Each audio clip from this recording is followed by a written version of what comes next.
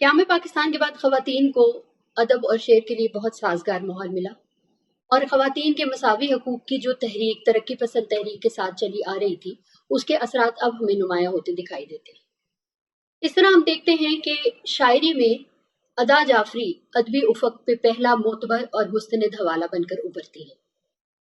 उनके यहाँ हमें गहरे तर्ज़ एहसास का इम्तिजाज और रवायत का गहरा शऊर नज़र आता है। फ़हमीदा रियाज़ निसाई मज़ामती शायरी में एक बहुत अहम नाम है। फ़हमीदा रियाज़ ने ऐसे मौज़ूआत पर लिखा जिन पर ख़वातीन सोचती तो थीं मगर इजहार नहीं कर पाती थी। फ़हमीदा रियाज़ के यहाँ कार्ल मार्क्स, फ्राइड और कल्चर से गहरी वाबस्तगी का इजहार मिलता है। उनकी औरत एक मुकम्मल औरत दिखाई देती है। वो किसी के वजूद का साया नहीं बल्कि अपनी शख्सियत में एक मुकम्मल इम्कानात से भरी हुई औरत है।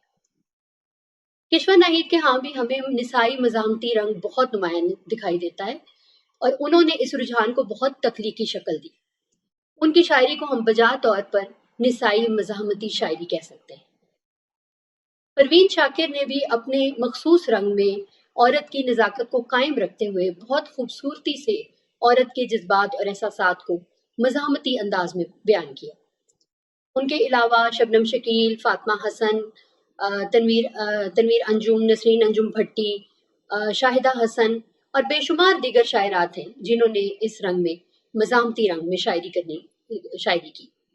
नसर निगार ख़वातीन में बानो कुदसिया, अल्ताफ़ फातिमा, जमीला हाशमी, नीलम अहमद बशीर, नीलोफर इकबाल और दीगर बहुत सी ख़वातीन ने मज़ामती रंग में अदब तख्लीक किया और उनके यहाँ औरत की जिद्दोजहद, उसका गहरा तख्लीकी शऊर, उसका मनसब बहुत नुमायां नज़र आता है।